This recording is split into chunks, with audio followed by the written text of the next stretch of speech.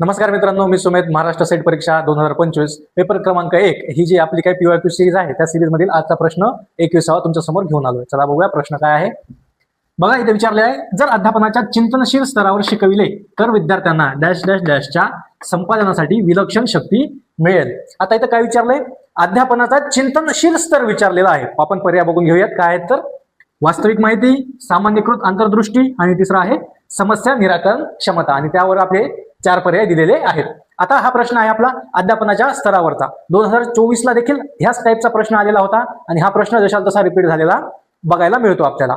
तर बघा, अध्ययनाचे 3 स्तर पडतात. त्यातील पहिला स्तर आहे स्मृती स्तर, दुसरा स्तर आहे आकलन स्तर आणि तिसरा स्तर आहे तो म्हणजे चिंतनशील स्तर. आता स्मृती स्तरामध्ये काय होतं, तर स्मृती स्तरामध्ये जी काही माहिती असते ती आपली लक्षात ठेवली जाते. म्हणजे थोडक्यात काय केलं जातं, तर माहितीवर पाठांतर केलं जातं. म्हणजे एकच माहिती पुन्हा पुन्हा पुन्हा पुन्हा पाठ करून घेतली जाते. म्हणजेच काय, वास्तविक माहिती स्मृती स्तरामध्ये आपल्याला सांगितली जाते. त्यानंतरचा स्तर आहे तो म्हणजे आपला आकलन स्तर. आकलन होणे म्हणजे काय होणे हो, तर आकलन होणे म्हणजेच काय, एखाद्या गोष्टीची समज होणे.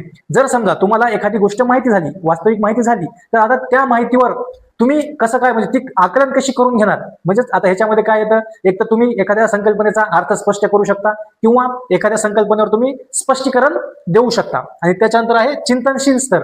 एकदा तुम्हाला स्मृती स्तर कळाला, आकलन स्तर कळाला, त्यानंतर चिंतनशील स्तरामध्ये काय होतं, एक तर तुमची वास्तविक माहिती देखील येते, त्याच्यानंतर तुमची समज, आकलन जे काय आहे स्पष्टीकरण ते देखील येतं आणि त्या स्पष्टीकरणावर तुम्ही कशा प्रकारे विचार करता ते देखील येतं. म्हणजेच काय, चिंतनशील स्तर हा सर्वात महत्वाचा आहे. ह्याच्यावर 3ही गोष्टी येतात, ज्या आपण स्मृती स्तरामध्ये फक्त एकच गोष्ट येते, आकलन स्तरामध्ये 2 गोष्टी येतात आणि चिंतनशील स्तरामध्ये 3 गोष्टी येतात. आणि त्या 3ही आपल्याला पर्यायामध्ये दिलेल्या आहेत. बघा, चिंतनशील स्तरामध्ये वास्तविक माहिती देखील येते, सामान्यीकृत अंतर्दृष्टी म्हणजे एखाद्या गोष्टीकडे बघण्याची आपली समज कशी आहे किंवा ती आपल्याला किती प्रकारे समजली हे देखील आपण बघू शकतो. आणि समस्या निराकरण क्षमता म्हणजे आणि त्या एखादी गोष्ट समजल्याच्या नंतर त्या गोष्टीवर आपण कशा प्रकारे आपले उत्तर देऊ शकतो किंवा ती त्या गोष्टीमधील किंवा त्या माहितीमधील समस्या आपण कशा प्रकारे सोडवू शकतो हे देखील चिंतनशील स्तरामध्ये येतं.